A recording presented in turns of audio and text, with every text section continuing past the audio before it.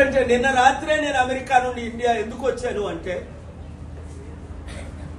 అక్కడ అనేక మంది లీడర్స్ ని కలిసిన తరువాత మీరు చూశారు, డెమోక్రాట్స్ రిపబ్లిక్స్ ని వారి పేర్లు తీయకూడదని ఇప్పుడు వరకు సీక్రెట్ ఉంచాను. ఏప్రిల్ 28 నుంచి కలిసిన వారు అందరూ, అందులో 7 అమెరికన్ ప్రెసిడెన్షియల్ క్యాండిడేట్లు ఉన్నారు. రిపబ్లికన్ తరపుని Ted Cruz, Lindsey Graham, Democrats తరపుని ఏమీ కోర్బొచ్చా, కోరీ బుక్కర్. వీళ్ళందరూ కరేజియస్ గా మాట్లాడకపోవచ్చు, కానీ ట్రంప్ చేసిన దాన్ని ప్రతి ఒక్కరూ తీవ్రంగా ఖండించాలి. ఏమన్నారు నిన్న? ఇరానియన్ గ్రాండ్ ఐటోలో 86 లీడర్ని ఆయన నీతిమంతుడు నేను అంట్లా, నిన్ను నేను స్పేర్ చేశాను, నిన్ను నేను చంపుతాను. ఎవడిచ్చాడు అధికారం? యునైటెడ్ చార్టర్ ఇచ్చిందా? అమెరికన్ కాన్స్టిట్యూషన్ ఇచ్చిందా? వరల్డ్ పీస్ ఇచ్చిందా? మళ్ళీ నోబెల్ పీస్ ప్రైజ్ నాకు శాంతి బహుమతి ఇవ్వండి అంటాడు. చంపిన వాళ్ళకా శాంతి బహుమతి ఇచ్చేది? ఇప్పుడు మరలా నేను బాంబులు వేస్తాను అంటాడు ఇరాన్ లో. నేను నిన్ను రక్షించాను, నువ్వు నాకు థ్యాంక్స్ చెప్పలేదు అంటాడు. పిచ్చోడి చేతిలో రాయినా పర్వాలేదు, కానీ ట్రంప్ చేతిలో న్యూక్లియర్ వెపన్స్ ఉండకూడదనే మరొకసారి నేను ఈ వారంలో ట్రంప్ ని ఇంపీచ్ చేయడానికి, ఇప్పటికే అమెరికన్ చరిత్రలో ఒక్క bill Clinton first time impeach అయ్యాడు, 1 టైమే 98లో. ఆయన రాసిన లెటర్ బుక్ లో చూడండి, నా ద్వారా ఆయన మార్పు చెందాడు, సెనెట్ లో ఇంపీచ్ అవ్వకుండా, కన్ఫర్మ్ అవ్వకుండా. 98లో బిల్ క్లింటన్ గారు రాసిన లెటర్. ఆయన మారాడు కానీ ఈయన మారట్లేదు. చూడండి ఈ లెటర్, ఈ బుక్ లో బిల్ క్లింటన్ గారు 98లో నాకు రాసిన letter. Doctor Paul, thank you for your advice, thank you for your prayers. ఈయనకి ఎన్నిసార్లు చెప్పినా మారడు, కుక్కతోక వంకరలాగా. 6 నెలలు బద్దలేసి కట్టితే మళ్ళీ తిప్పాడటాడు, రేపు మారుతుంది అని. లాస్ట్ ఇయర్ అందుకే నేను ఆయన ఎండోర్ చేయను అన్నాను, మారాడు అన్నారు. అందరూ చెప్పిన దాన్ని బట్టి మరలా అక్టోబర్లో ఎండోర్ చేసి అదే 3 swing state, Pennsylvania, Wisconsin, Michigan లో మరలా అదే 15-20 వేల ఓట్లతో ఆ 3 రాష్ట్రాల్లో గెలిపించాను. ఇప్పుడు ఏమైంది?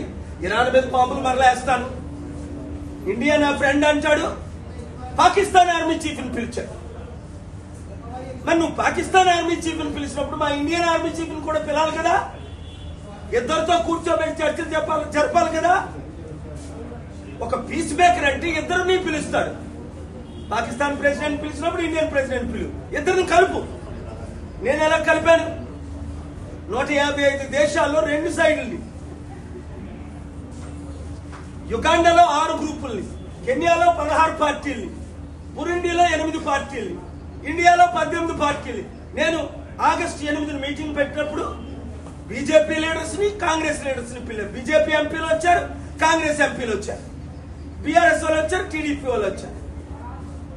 అందరినీ కలిపి ఎవరైనా చర్చలు చేస్తారు, కానీ ఒకవైపు బాంబు లేడు. మళ్ళా నువ్వు లొంగపోతే నిన్ను నేను చంపేస్తానండు.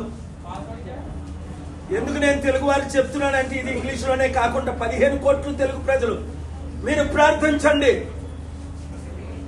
ఒక్కొక్కరు శాంతిని కోరుకునేవారు ప్రార్థించండి. మన దేశమే శాంతి దేశం.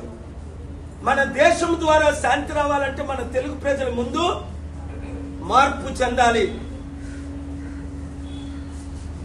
ఆ పాలన మారిన రోజునే, మన దేశం మారిన రోజునే ప్రపంచం మారుతుంది. ఒకప్పుడు గాంధీ గారు, అంబేద్కర్ గారు, వారు లైఫ్ ఎగ్జాంపులే మనం తీసుకోవాలి. ఈరోజు మన నాయకులు కూడా చాలా మంది ఓన్ పొలిటికల్ అజెండాతో వెళ్తున్నారు తప్ప శాంతి అజెండాతో వెళ్ళట్లేదు. గట్టిగా మాట్లాడిన వాళ్ళ మీద దాడులు, కేసులు, సిబిఐలు, ఐటీ రైడ్లు, జైల్లో పెట్టు, నోర్మీ మండు, అవి నేను తీవ్రంగా ఖండిస్తున్నాను. అలాగే నిన్న నేను ఫ్లైట్ లో ఉంటుండగా న్యూయార్క్ నుంచి న్యూఢిల్లీ మీడియా మీద జారీ జరిగింది, నేను వెంటనే ఖండించాను. మీడియా డిబేట్లో నాతో కూడా కొంతమంది యాంకర్స్ పిచ్చి పిచ్చి ప్రశ్నలు అడుగుతుంటారు, కానీ నేను వారి మీద దాడి చేయించను. నేను కూడా ప్రశ్నలకు జవాబు చెప్తాను, అంతేగాని ఇవి ఆగట్లేదు. 2008లో నేను దాడి చూశాను ఏబిఎన్ మీద, మందకృష్ణ మాదిరి టీం ఖండించాను. వెంటనే ఏబిఎన్ రాధాకృష్ణ గారిని కలిసి లాస్ట్ ఇయర్ దాడిని చూశాను. TV9 రిపోర్టర్ మీద మోహన్ బాబు చేసింది, దాన్ని తీవ్రంగా ఖండించాను. నిన్న మహా న్యూస్ మీద దాడి.